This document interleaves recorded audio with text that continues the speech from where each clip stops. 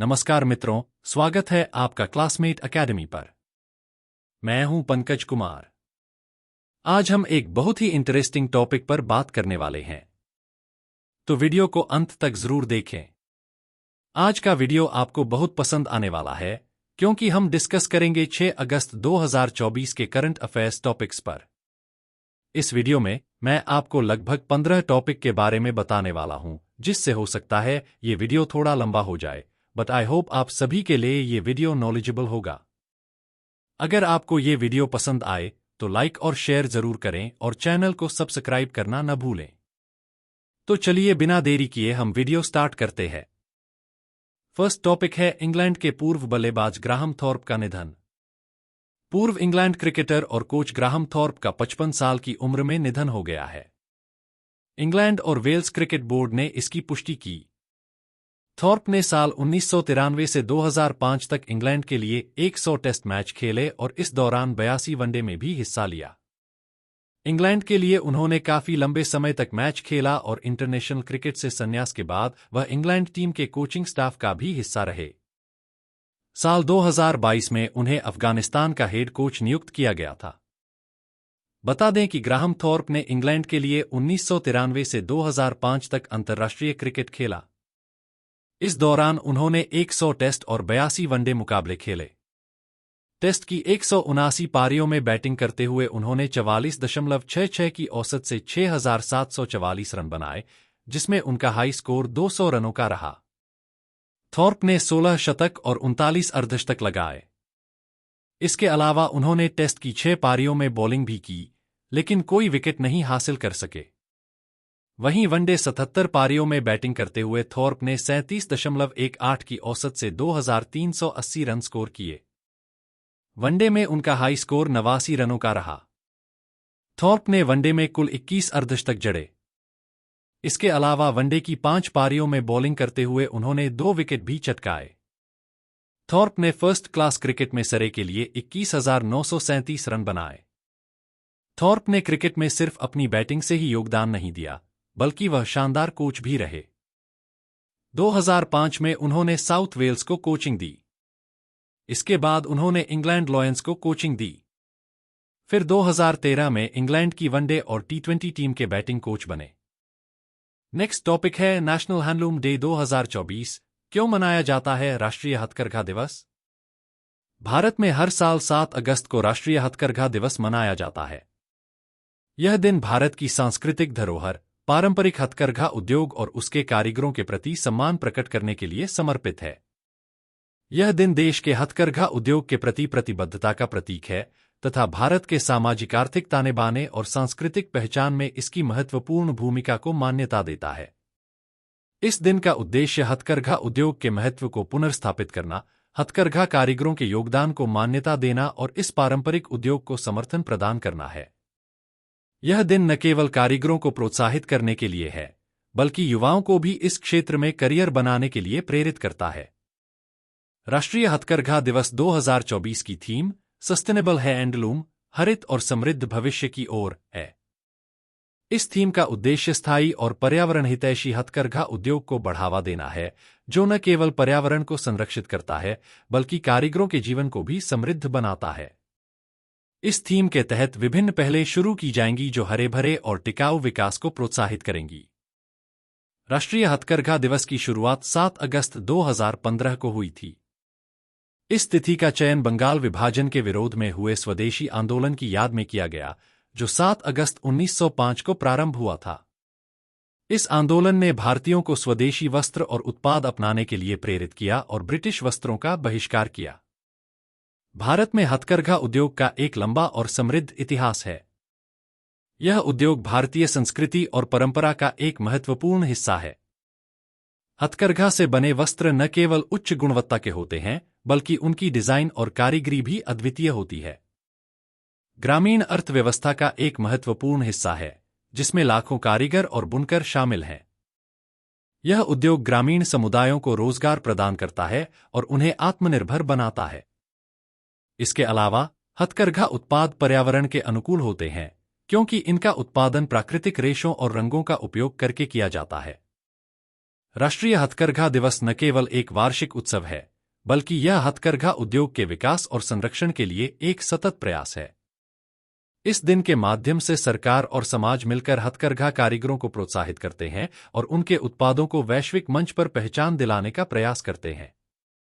गौरतलब है कि राष्ट्रीय हथकरघा दिवस भारतीय संस्कृति और परंपरा का एक महत्वपूर्ण उत्सव है, जो हथकरघा उद्योग और उसके कारीगरों के प्रति सम्मान प्रकट करता है। राष्ट्रीय हथकरघा दिवस हमें यह याद दिलाता है कि हमारे पारंपरिक उद्योग और कारीगर हमारी सांस्कृतिक धरोहर का अभिन्न हिस्सा हैं, जिन्हें संरक्षित और प्रोत्साहित करना हमारी जिम्मेदारी है।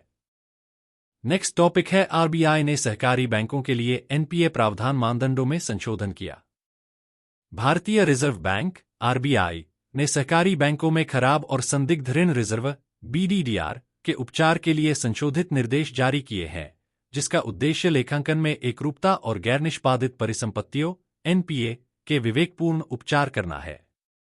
ये नए मानदंड शहरी सहकारी बैंकों, राज्य सहकारी बैंकों और केंद्रीय सहकारी बैंकों पर तत्काल प्रभाव से लागू होंगे। नए लेखांकन मानकों में सुगम बदलाव के लिए एक बारगी संक्रमण उपाय शुरू किया गया है।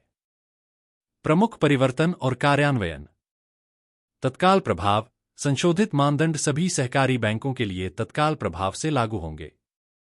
व्यय मान्यता। वित्त वर्ष 25 से एनपीए के लिए प्रावधानों को उस लेखा अवधि में लाभ और हानि P&L खाते में व्यय के रूप में चार्ज किया जाना चाहिए, जिसमें उन्हें मान्यता दी गई है। नियामक पूंजी के लिए प्रावधान मौजूदा पूंजी पर्याप्तता मानदंडों का पालन करना जारी रखेंगे। संक्रमण उपाय। पहचान और परिमाणीकरण। बैंकों को 31 मार्च 2024 तक बीडीडीआर शेष राशि की पहचान और परिमाणीकरण करने की आवश्यकता है, जो पिछले वर्षों में किए गए प्रावधानों को दर्शाता है। प्रावधानों का पुनर्वितरण। 31 मार्च 2025 तक प्रावधानों को सीधे पीएल खाते या सामान्य रिजर्व से विनियोजित किया जाना चाहिए। शुद्ध एनपीए एनएनपीए की गणना करने के लिए उन्हें सकल एनपीए जीएनपीए से घटाया जा सकता है। अनावश्यक शेष राशि को संभालना। प्रावधानों के लिए आवश्यक नहीं अतिरिक्त बीडीडीआर शेष राशि को सामान्य रिजर्व या पीएल खाते में स्थानांतरित किया जा सकता है।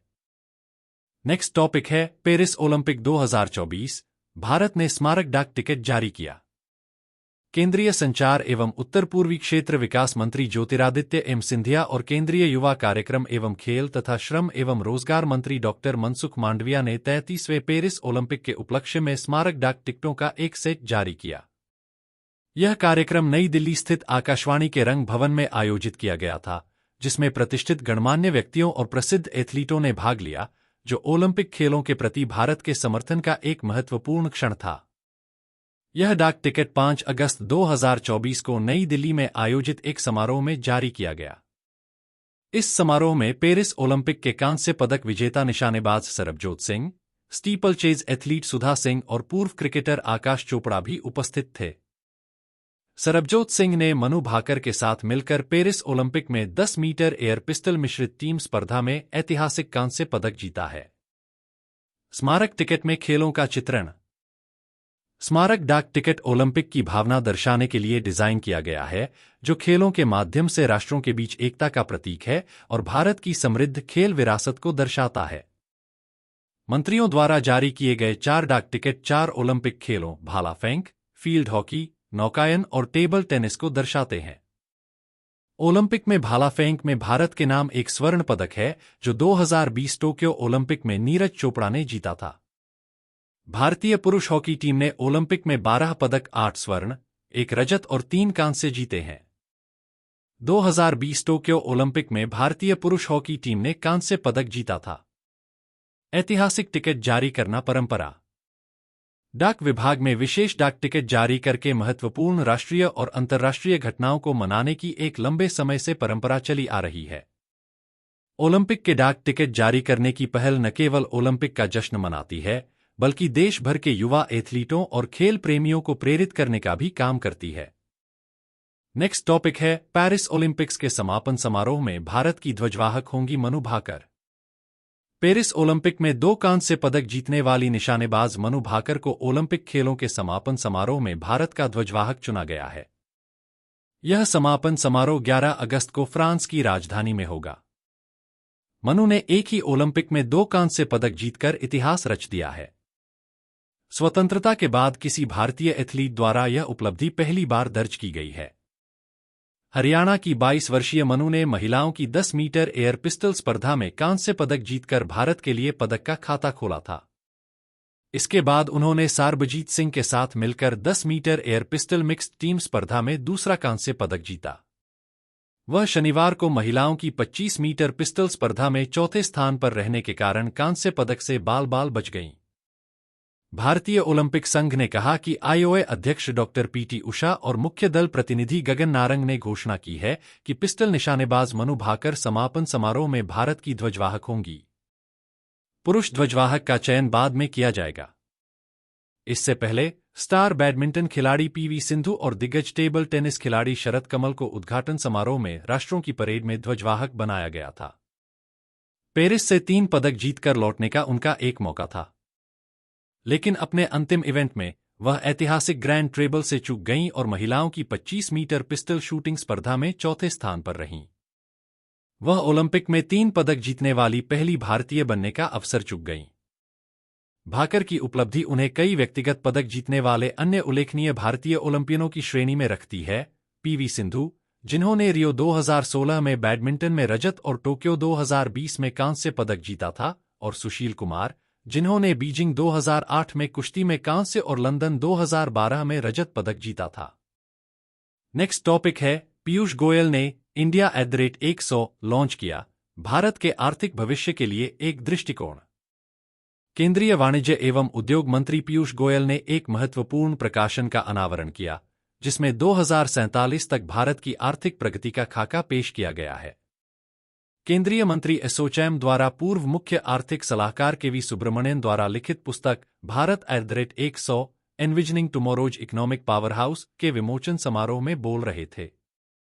पुस्तक में सुब्रमण्यन ने भविष्यवाणी की है कि यदि देश 8% वार्षिक विकास दर बनाए रखता है तो भारत 2047 तक $55 ट्रिलियन की अर्थव्यवस्था बन सकता है।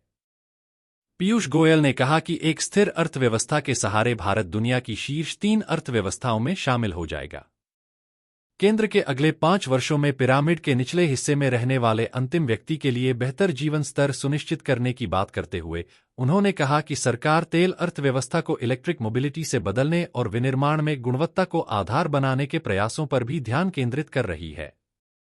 उन्होंने कहा कि सरकार द्वारा रक्षा, पारदर्शिता और प्रौद्योगिकी में आत्मनिर्भरता, मजबूत मुद्रा और व्यापक आर्थिक बुनियादी बातों जैसे उठाए गए कदमों से भारत को एक विकसित राष्ट्र बनने के लिए प्रेरित करेंगी। मंत्री गोयल का दृष्टिकोण। पीयूष गोयल ने सतत आर्थिक वृद्धि हासिल करने में राजनीतिक स्थिरता के महत्व पर जोर दिया। दीर्घकालिक स्थिरता। उन्होंने विश्वास व्यक्त किया कि भारत में कम से कम अगले 20 से 25 वर्षों तक स्थिर सरकार रहेगी। विकास को बढ़ावा देने वाला। मंत्री ने इस बात पर प्रकाश डाला कि किस प्रकार राजनीतिक स्थिरता सुसंगत आर्थिक नीतियों और सुधारों को सुगम बनाने में एक महत्वपूर्ण कारक हो सकती है। गोयल ने विभिन्न क्षेत्रों की रूपरेखा प्रस्तुत की जो भारत के विकसित राष्ट्र बनने की यात्रा में महत्वपूर्ण भूमिका निभाएंगे। आर्थिक विकास को समर्थन देने के लिए विश्वस्तरीय बुनियादी ढांचे की आवश्यकता पर जोर दिया गया। सभी क्षेत्रों में मजबूत रोजगार के अवसर पैदा करने पर ध्यान केंद्रित किया गया।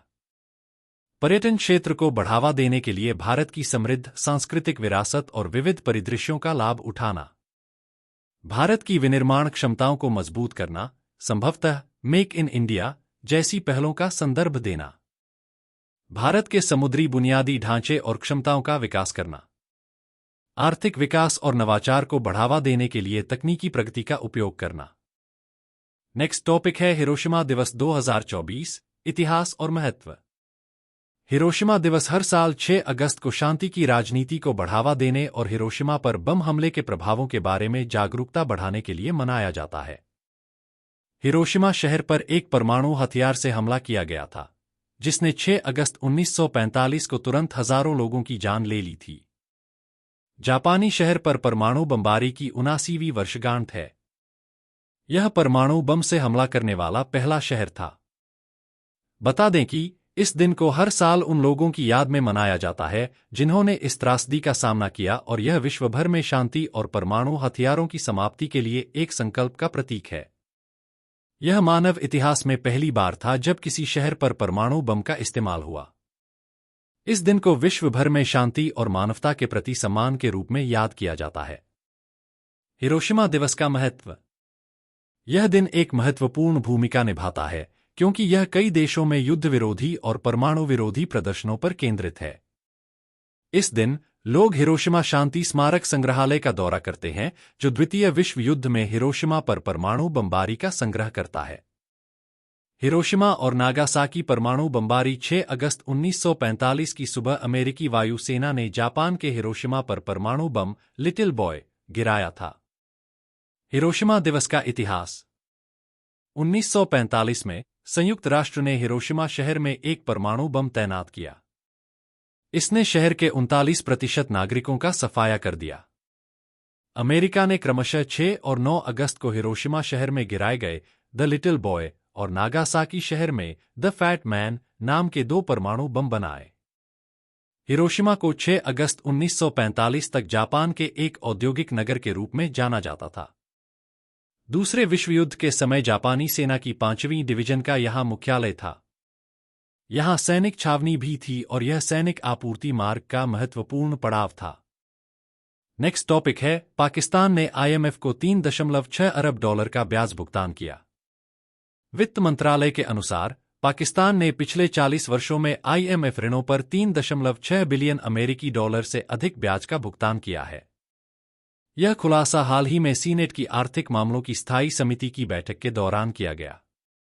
बैठक में IMF के साथ देश के उधार और पुनर्भुगतान के इतिहास की विस्तृत जानकारी दी गई तथा महत्वपूर्ण आंकड़ों और हालिया घटनाक्रमों पर प्रकाश डाला गया। पिछले 40 वर्षों में कुल ब्याज भुगतान $3.6 बिलियन से अधिक। पाकिस्तानी रुपए में ब्याज 1000 बिलियन रुपए से अधिक। हाल के वर्ष पिछले 4 वर्षों में $1.10 बिलियन से अधिक ब्याज भुगतान किया गया।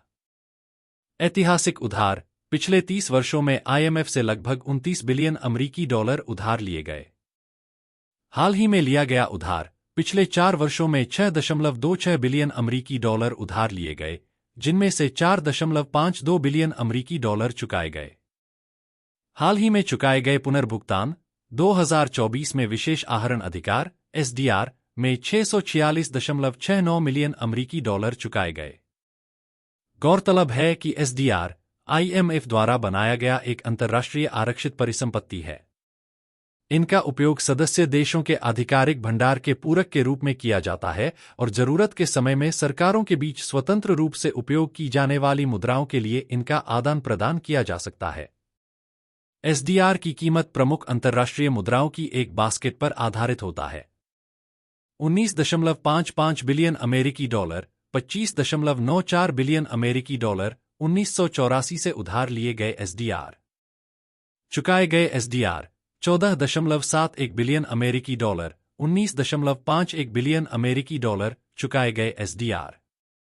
SDR पर ब्याज $2.44 बिलियन, $3.23 बिलियन ब्याज के रूप में चुकाए गए SDR।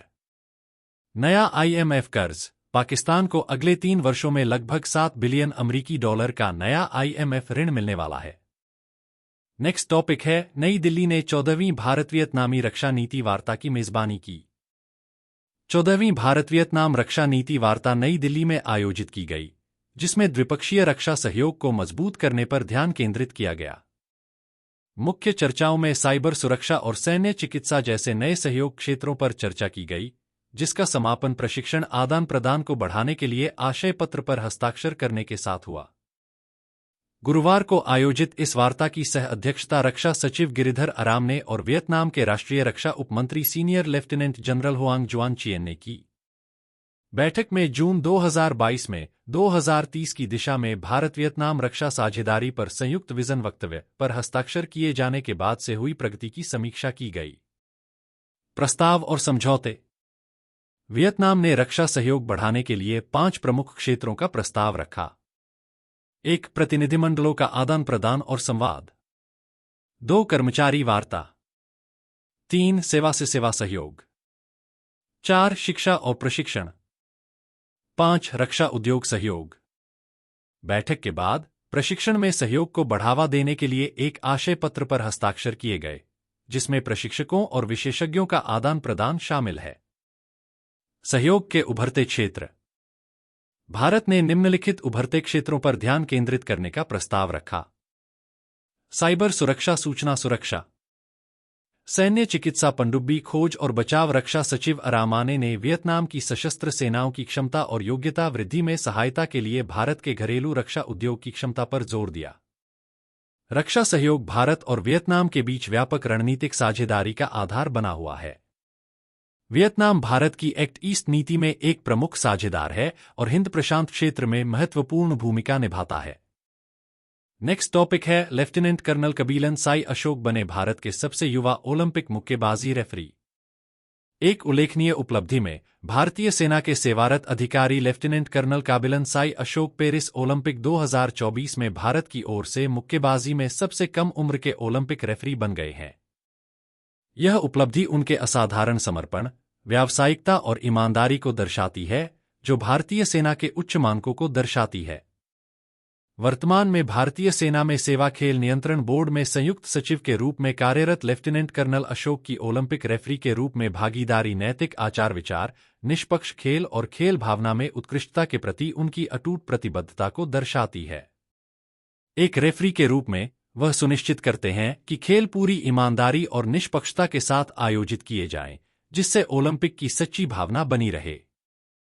सेना के सेवा खेल नियंत्रण बोर्ड में संयुक्त सचिव लेफ्टिनेंट कर्नल अशोक की ओलंपिक रेफरी के रूप में भागीदारी नैतिक आचार विचार, निष्पक्ष खेल और खेल भावना में उत्कृष्टता के प्रति उनकी अटूट प्रतिबद्धता को दर्शाती है। भारतीय सेना के सूत्रों ने बताया कि रेफरी के रूप में वह सुनिश्चित करते हैं कि खेलों का आयोजन पूरी ईमानदारी और निष्पक्षता के साथ किया जाए और ओलंपिक की सच्ची भावना को बनाए रखा जाए। एमी अधिकारियों ने कहा कि लेफ्टिनेंट कर्नल अशोक जैसे तकनीकी अधिकारी और रेफरी ओलंपिक की सफलता के पीछे गुमनाम नायक हैं। निष्पक्षता के उच्चतम मानकों को बनाए रखने और नैतिक सिद्धांतों का पालन करने के लिए उनका समर्पण खेलों की अखंडता के लिए महत्वपूर्ण है। 26 जुलाई से शुरू हुए पेरिस ओलंपिक में भाग लेने वाले 117 एथलीटों के भारतीय दल में कुल 24 सशस्त्र बल कर्मी शामिल हैं। अंतर्राष्ट्रीय स्तर पर प्रसिद्ध भाला फेंकने वाले सूबेदार नीरज चोपड़ा 22 पुरुष एथलीटों के दल का नेतृत्व करते हैं, जबकि 2 महिला कर्मी भी हैं। रक्षा मंत्रालय के अनुसार एशियाई कुश्ती चैंपियनशिप 2023 में कांस्य पदक विजेता रितिका हुड्डा और राष्ट्रमंडल खेल 2022 में कांस्य पदक विजेता जैस्मीन लांबोरिया पेरिस ओलंपिक में भाग लेने वाली 2 महिला सैन्यकर्मी हैं। महिलाओं के 57 किलोग्राम वर्ग में भाग लेने वाली जैस्मीन लांबोरिया प्रतियोगिता में जल्दी ही बाहर हो गईं। ओलंपिक में भारत की ओर से 6 मुक्केबाज भाग ले रहे हैं। नेक्स्ट टॉपिक है रैपिडो बना यूनिकॉर्न, नए राउंड में जुटाई $120 मिलियन की फंडिंग। विकास के प्रदर्शन में भारत का अंतरिक्ष प्रौद्योगिकी क्षेत्र नए मोर्चे पर पहुंच गया है, जिसने 2023 के लिए रिकॉर्ड तोड़ $126 मिलियन का वित्त पोषण हासिल किया है। नवीनतम ट्रैक्सन स्पेस टेक जियो रिपोर्ट 2024 के अनुसार यह 2022 से 7% की वृद्धि और 2021 से 235% की प्रभावशाली उछाल को दर्शाता है। फंडिंग में यह उछाल ऐसे समय में आया है जब भारत का अंतरिक्ष तकनीक स्टार्टअप इकोसिस्टम तेजी से विस्तार कर रहा है, जिसमें अब 100 से अधिक कंपनियां शामिल हैं, सरकार के अनुसार, जिनमें से अधिकांश पिछले 5 वर्षों में स्थापित हुई हैं। राइड हेलिंग स्टार्टअप रैपिडो ने वेस्टब्रिज कैपिटल के नेतृत्व में $120 मिलियन की नई फंडिंग जुटाई, जिससे इसका मूल्यांकन $1 बिलियन हो गया और यह यूनिकॉर्न क्लब में शामिल हो गया। क्रुट्रिम और परफ्यूज के बाद यह 2023 में यह दर्जा हासिल करने वाला तीसरा स्टार्टअप है। फंडिंग में कमी के बाद स्टार्टअप इकोसिस्टम में नए सिरे से निवेश गतिविधि देखी जा रही है, जिसमें जेप्टो और पर्पल ने भी इस साल की शुरुआत में पर्याप्त फंडिंग हासिल की है। नेक्स्ट टॉपिक है नित्सी ने डेटा प्रबंधन के लिए निवाहिका वेब पोर्टल लॉन्च किया। राष्ट्रीय प्रौद्योगिकी संस्थान कालिकट NITC ने अपने अत्याधुनिक वेब पोर्टल निवाहिका के शुभारंभ के साथ डेटा प्रबंधन में एक महत्वपूर्ण छलांग लगाई है। सीनेट हॉल में आयोजित एक समारोह में NITC के निदेशक प्रोफेसर प्रसाद कृष्ण द्वारा उद्घाटन किए गए इस पोर्टल से संस्थान में डेटा को संभालने और रिपोर्ट करने के तरीके में बदलाव आएगा। निवाहिका क्या है? मंत्रालय अक्सर हमारी गतिविधियों पर विस्तृत रिपोर्ट और अपडेट मांगता है। निवाहिका के साथ अब हमारे पास एक विश्वसनीय उपकरण है जो सटीकता और स्थिरता सुनिश्चित करता है। मंत्रालय की प्रस्तुतियों से लेकर राष्ट्रीय रैंकिंग तक हर चीज में सहायता करता है, प्रो कृष्णा ने कहा। उन्होंने इस बात पर जोर दिया कि निवाहिका न केवल एनआईटीसी के लिए एक मील का पत्थर है, बल्कि एक बार पूरी तरह से चालू होने के बाद यह देश भर के अन्य राष्ट्रीय प्रौद्योगिकी संस्थानों एनआईटी के लिए एक बेंचमार्क भी स्थापित कर सकता है। निवाहिका पूरी तरह से कार्यात्मक हो जाने पर यह पूरे शैक्षणिक क्षेत्र में डेटा प्रबंधन के लिए एक मॉडल बनने के लिए तैयार है। निवाहिका के विकास की देखरेख डीन, योजना एवं विकास कार्यालय द्वारा की गई, जिसमें सूचना प्रौद्योगिकी अनुसंधान एवं स्वचालन केंद्र CITRA, कंप्यूटर नेटवर्किंग केंद्र CNC और केंद्रीय कंप्यूटर केंद्र CCC का महत्वपूर्ण सहयोग रहा। पोर्टल को विभिन्न विभागों और बहुविषयक केंद्रों से प्रमुख गतिविधियों की व्यवस्थित और समय पर रिकॉर्डिंग के लिए डिजाइन किया गया है, जिससे यह सुनिश्चित होता है कि महत्वपूर्ण डेटा हर समय सुलभ हो। प्रो प्रिया चंद्रन, डीन, योजना एवं विकास, ने कहा, निवाहिका न केवल संस्थागत डेटा की उपलब्धता को सुव्यवस्थित करेगी, बल्कि अधिकृत कर्मियों तक सुरक्षित पहुंच भी प्रदान करेगी। उन्होंने आगे कहा कि पोर्टल की स्वचालित रिपोर्ट तैयार करने की क्षमता संस्थान द्वारा डेटा को संभालने के तरीके में एक महत्वपूर्ण प्रगति को दर्शाती है। एनआईटीसी परिसर में होस्ट किया गया निवाहिका व्यक्तिगत उपयोगकर्ता खातों के माध्यम से निदेशक, रजिस्ट्रार, डीन, विभागाध्यक्षों, HOD और केंद्र अध्यक्षों तक पहुंच प्रदान करता है। यह अभिनव पोर्टल बेहतर प्रशासन और परिचालन दक्षता के लिए प्रौद्योगिकी को अपनाने के लिए एनआईटी कालीकट की प्रतिबद्धता का प्रमाण है। नेक्स्ट टॉपिक है, इंदिरा ने वित्त वर्ष 2025 के लिए जीडीपी वृद्धि का अनुमान बढ़ाकर 7.5% किया। India ratings and research Indira ने वित्त वर्ष 2025 में भारत की जीडीपी वृद्धि के लिए अपने पूर्वानुमान को 7.1% के पिछले अनुमान से बढ़ाकर 7.5% कर दिया है। यह संशोधित अनुमान आरबीआई के 7.2% के पूर्वानुमान और वित्त मंत्रालय के आर्थिक सर्वेक्षण के 6.57% के अनुमान से अधिक है। वृद्धि का श्रेय सरकारी नीतियों और बढ़े हुए पूंजीगत व्यय से प्रेरित उपभोग मांग में अपेक्षित सुधार को दिया जाता है। सरकारी पहल, केंद्रीय बजट में कृषि और ग्रामीण व्यय को बढ़ाने, MSME के लिए ऋण पहुंच में सुधार और रोजगार को प्रोत्साहित करने पर ध्यान केंद्रित किया गया है, जिससे विभिन्न आय वर्गों में उपभोग मांग को बढ़ावा मिलने की उम्मीद है। कॉर्पोरेट और बैंक बैलेंस शीट, कॉर्पोरेट और बैंक लीवरेज में कमी, साथ ही निजी कॉर्पोरेट पूंजीगत व्यय में संभावित वृद्धि से आर्थिक विकास को समर्थन मिलने की उम्मीद है। निजी अंतिम उपभोग व्यय PFCE वित्त वर्ष 25 में 7.4% तक बढ़ने का अनुमान है, जो वित्त वर्ष 24 में 4% से उल्लेखनीय वृद्धि है। वृद्धि अधिक समावेशी होने की उम्मीद है, जिससे सामान्य से बेहतर मानसून की स्थिति और बजट उपायों के कारण निम्न आय वाले परिवारों को लाभ होगा। खाद्य मुद्रास्फीति जोखिम बनी हुई है, लेकिन वित्त वर्ष 25 में खुदरा मुद्रास्फीति में कमी आने से इसकी भरपाई होने की उम्मीद है, जिससे वास्तविक मजदूरी वृद्धि में मदद मिलेगी।